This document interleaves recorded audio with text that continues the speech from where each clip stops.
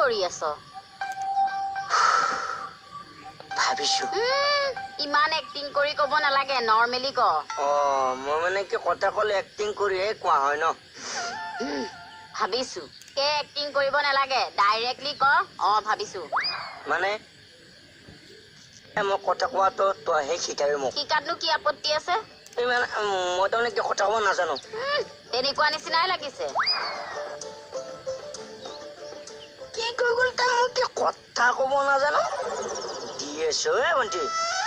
এইবিলাক মই চকু দিলেহে দিয়া, এইকেইটা এনেইহে থাকে। তই মোক কি কৰিলি? কি কলোনো? মই কি কথা ক'ব নাজানো। একেটা কথাতে লাগি নাথাকিবি কিন্তু। আৰে লাগিব লাগিব, আত্মসন্মানৰ আগত লগাকৈ কৈছো। ৰচোন, মই তোৰ কি আত্মসন্মানত আঘাত কৰাকে কথা কলো? আৰে কৈছো তোৰ দুষ্টৰ মাত কৈছো। কৈছো যদি কৈছো যা।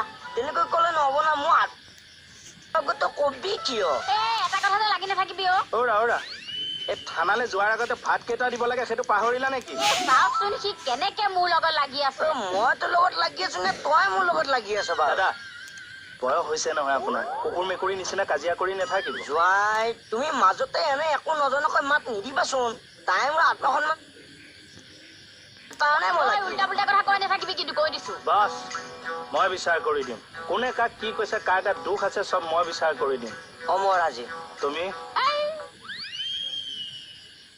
কথাটো হ'ল এইখন এখন ঘৰ। কথাটো হ'ল আমিবোৰ একোজন মানুহ। আপুনি ককায়েক, তাইৰ ভনীয়ে। কি কাৰণত নিজৰ মাজত তেনেকে কাজিয়া কৰিব লাগে? মই কাজিয়া কৰা তিৰোতাই নহয়। আপুনি কেনেকুৱা তিৰোতা? এই মানুহ আৰু মোক কি দেখাত কাজিয়া কৰা যেন লাগে নেকি বাৰু?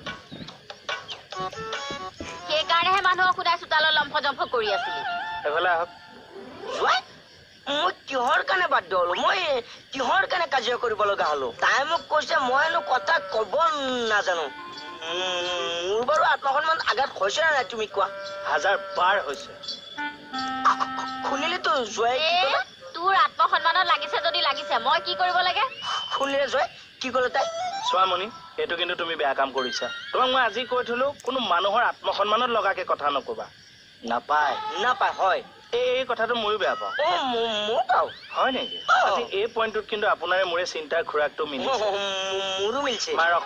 কি দেখিম নহয় সেই মিতিৰালি কিমান সময় থাকে। এটা কথা জানি কিন্তু ভাল লাগিল, তুমি যে মোৰ ফিলিংছটো বুজি পালা। কিয় নুবুজিম? মানুহে মানুহৰ ফিলিংছ বুজি পাবই লাগিব। মানুহৰ ফিলিংছক মানুহে ৰেচপেক্ট কৰিব লাগিব। মই সেই টাইপৰ ফিলিংছৰ মানুহ। হয়, কিন্তু আকৌ কিছুমান বেলেগ টাইপৰ আছে যিসকলে ফিলিংছ বুজিও নাপায় আৰু বুজিবলৈকেও চেষ্টা নকৰে। হ'ব, ইমান একেবাৰে ফিলিংছ বুজাটো। আত্মসন্মানত আকৌ এবাৰ আঘাত। চোৱা, বাৰে বাৰে আঘাত। চোৱাচোন, য'ত আত্মসন্মানে নাই তাত মানুহ থকাটো উচিত। একদম উনিছত জোৱাই। আপোনাৰ ডিচিশ্যনটো ভাল লাগিল। Thank you. কেতিয়া যাব? কলৈ? গাঁৱৰ ঘৰলৈ। এইটো ভাল লম বিল আমাৰ ঘৰ। ব'লা ভাত দিয়াগে। মই সেই পকাই থাকোতেই গম পাইছিলো ঘূৰি পকি যে এইটোৱে হ'ব।